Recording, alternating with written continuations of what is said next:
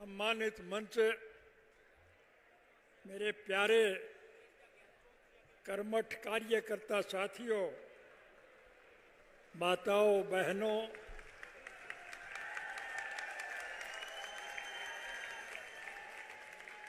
आम उम्र बुजुर्गों, नौजवान साथियों और इस कृषि प्रधान देश के उज्जवल भविष्य अजीत प्यारे बच्चों, काफी लंबे समय के बाद मुझे आप लोगों के बीच में आने का अवसर मिला है। मैं तो गांव का आदमी हूं, खेत से जुड़ा हुआ हूं, हर एक के दुख सुख में, गमी खुशी में गांव-गांव में हांडना फिरना मेरी आदत रही है। लेकिन 2005 में जब हमारी सरकार चली गई थी, कांग्रेस पार्टी की सरकार ने एक साजिश और षड्यंत्र करके मुझे 10 साल के लिए जेल भिजवा दिया था। दोष मेरा यही था कि हमारी सरकार के वक्त में मैंने 30,206 पढ़े लिखे युवकों को नौकरी दिलाई थी। जिन बच्चों को नौकरी मिले उनकी तो तरक्की हो गई, लेकिन नौकरी दिलाने वाले को 10 साल की सजा हो गई। और फिर एक दुष्प्रचार फैलाया कि अब चौटाला तो जेल में मरेगा और इंडियन नेशनल लोकदल पार्टी समाप्त हो जाएगी। आप सभी बधाई के पात्र हैं कि मेरी गैर हाजिरी में आपने संगठन को पहले के मुकाबले में ज्यादा मजबूती प्रदान की थी। ये बात आप और हम नहीं कह रहे हैं, समूचे देश के राजनीतिक पार्टियों के अग्रणी नेता इस बात की सराहना करते हैं कि संगठनात्मक दृष्टि से आज इंडियन नेशनल लोकदल पार्टी का कोई मुकाबला नहीं। परिस्थितियां बदल रही हैं, हालात आपके पक्ष में जा रहे हैं। अब ज्यादा लंबा समय आपको इंतजार नहीं करना पड़ेगा।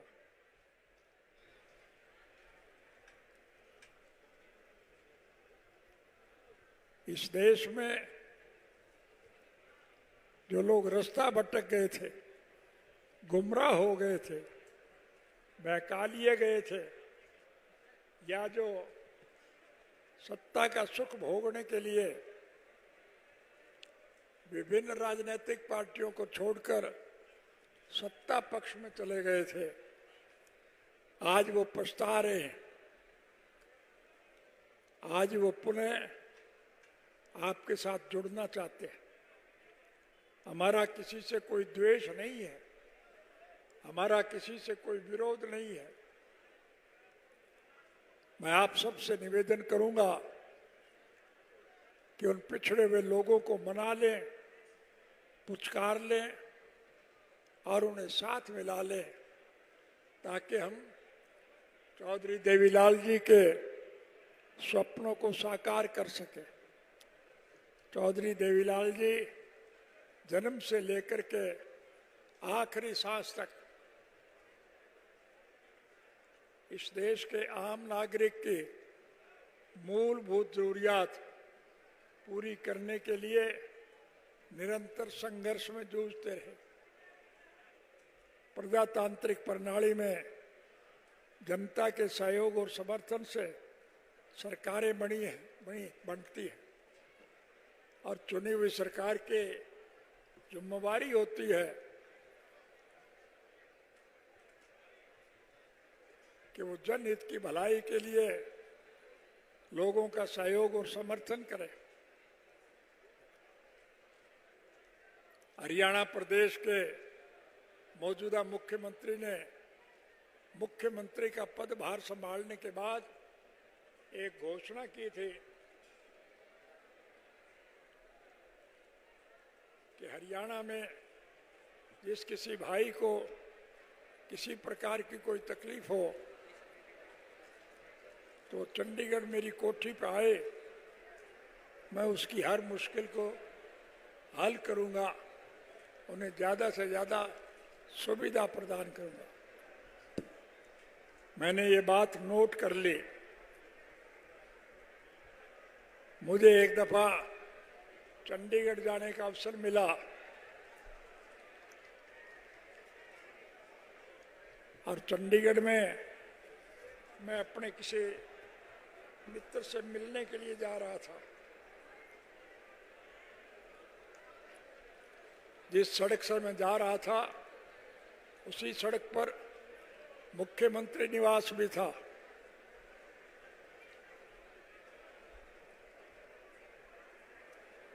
मुझे वो याद आ गया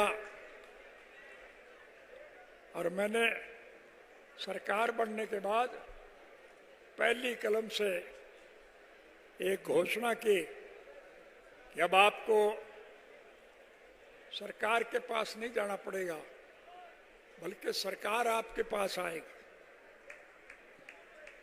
प्रजातांत्रिक प्रणाली में जनता के सहयोग और समर्थन से सरकारें बनती है और फिर चुनी हुई सरकार की जिम्मेवारी होती है कि वो जनहित के कामों में रुचि ले। और कोई निकम्मी सरकार अगर ये सब करने में समर्थ ना हो तो फिर उस सरकार को बदल देना चाहिए।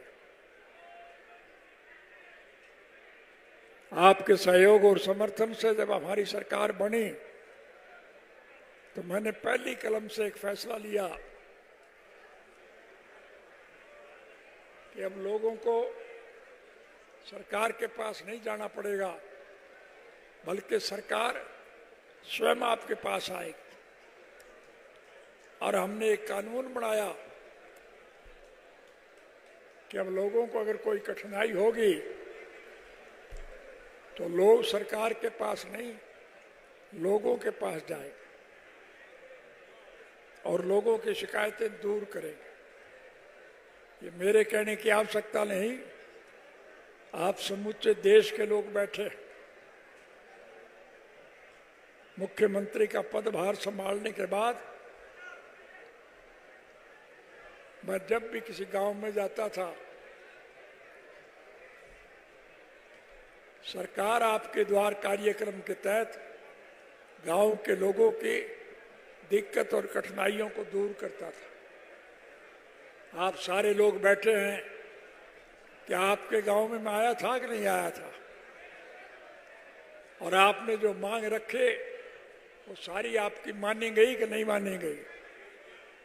मैं आपके फिर वायदा करता हूं, राज बनाना तो आपका काम, लेकिन सरकार बनने के बाद आपको कोई दिक्कत नहीं होगी, आपको सारी सुविधाएं मिलेंगी। हमारी सरकार बनने के बाद जो सड़कें हमारे वक्त में बनी थी वो टूट गई, उनकी मरम्मत ये सरकार नहीं कर पाई। हम उन सड़कों की मरम्मत करेंगे और नई सड़कें और बनाएंगे। बेमौसमी बारिश की वजह से फसलों का जो नुकसान हुआ है उसकी भरपाई ये सरकार नहीं कर पाएगी। मैं आपसे वायदा करता हूं कि हमारी सरकार बनने के बाद आपकी फसल का ज्यादा से ज्यादा मुआवजा हम देंगे। इस लुटेरी सरकार ने लोगों की जेब पर डाका डालने के लिए स्वर्गीय चौधरी देवीलाल जी के द्वारा जो सम्मानित वृद्धावस्था पेंशन मुकर की थी, उस पेंशन को भी काटने का काम किया। हमारी सरकार बनने के बाद हम उन बूढ़ों की कटी हुई पेंशन का पैसा मैं ब्याज के उनके घर भिजवाएंगे। बूढ़े बुजुर्गों को 7,500 रुपये माहवार वृद्धावस्था पेंशन देंगे और केवल पुरुषों को नहीं, महिलाओं को भी उतना ही पेंशन देंगे।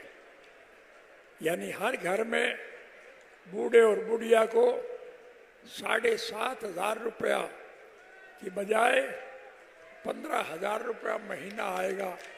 आपको कोई दिक्कत नहीं आएगी।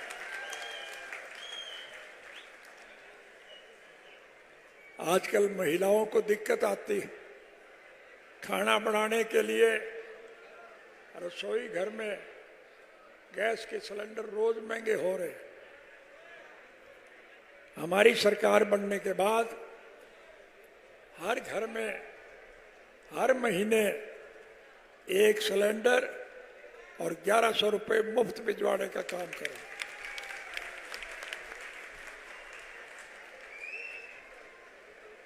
हम हर बच्चे को निःशुल्क शिक्षा देंगे।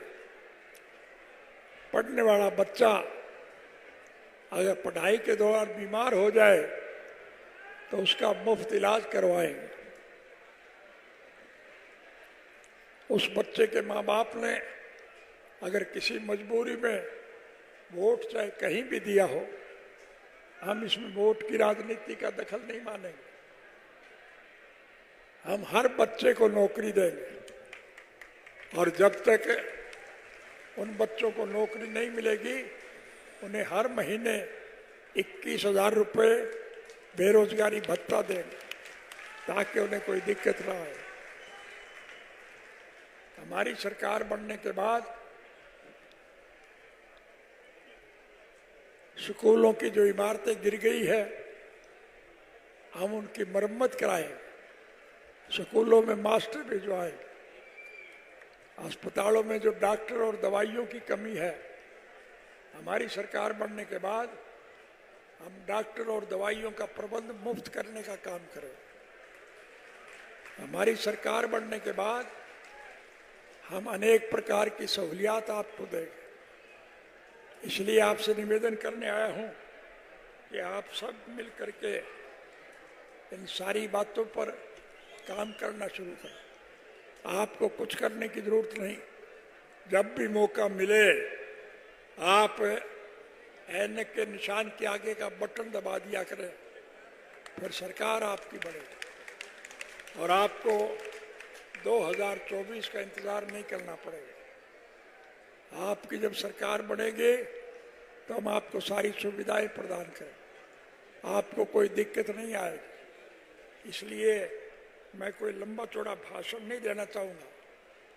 आप हर परिस्थिति से भली भांति अवगत है। सीधी जाटी भाषा में एक ही बात कहना चाहूँगा, राज बना लो फिर थारे सारे खोटवे काट दो।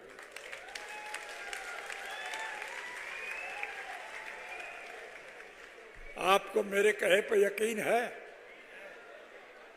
तो फिर मैं आपसे वायदा करता हूं कि आपको सारी सहूलियात हम मुहैया करेंगे। मैं सिर्फ आज तो आपसे मिलने आया हूं। मेरा कोई व्यक्तिगत स्वार्थ नहीं है, मेरा कोई राजनीतिक स्वार्थ नहीं है। हम तो स्वर्गीय चौधरी देवीलाल जी के स्वप्न साकार करने के पक्षधर हैं। इसलिए आपसे विनम्र निवेदन कर रहा हूं कि आप रैली तो क्या, मेरी सब कुछ आवाज़ पर न्यौछावर कर दें और करने को तैयार रहते हैं। पिछले 19-20 सालों से जो कठिन काम रहा है उसमें भी आपने भरपूर सहयोग व समर्थन दिया है, जिसका मैं बहुत शुक्रगुजार। अब आप जन समूह से हाथ जोड़कर विनती है कि ये जो अभय सिंह है इसको तुम्हें सौंपता हूँ, इसके हाथ मजबूत करो और कामयाब बनाओ। मेरा आशीर्वाद हमेशा इसके साथ और रहेगा। ये किसी भी प्रकार की गलती अगर करेगा तो मैं इसके कान खींच दूंगा। जब तक मेरी रगों में चौधरी देवीलाल जी के खून का आखिरी कतरा भी रहेगा, इस संघर्ष की लड़ाई में हमेशा आपके साथ रहूँगा। इसी के साथ आप सभी को राम राम, वालेकुम सलाम, सत श्री अकाल, जय हिंद और जय इनेलो कह के आपसे इजाज़त चाहता हूँ। आपसे निवेदन करूँगा कि आप लाखों की संख्या में आए। रास्ते खराब हैं, सड़कें टूटी हुई हैं, पानी से भरी पड़ी हैं, इसलिए आप आराम से जाएं, कोई दुर्घटना ना घट जाए। बस यही बात कहने आपके बीच में आया हूँ। आपने मेरा जो साथ दिया, मैं इसके लिए आपका आभार व्यक्त करता हूँ और आपको वायदा देता हूँ कि आपके हर दुख सुख में आपके साथ रहूँगा, आपको हर प्रकार की सहूलियत प्रदान करूँगा। पत्रकार और छायाकार साथियों से भी खास तौर से निवेदन करूँगा कि इन सारे हालात को अपने कलम से छाप करके लोगों के पास भिजवाएं, ताकि लोग इन परिस्थितियों का मुकाबला कर सके। आप सबका बहुत बहुत धन्यवाद।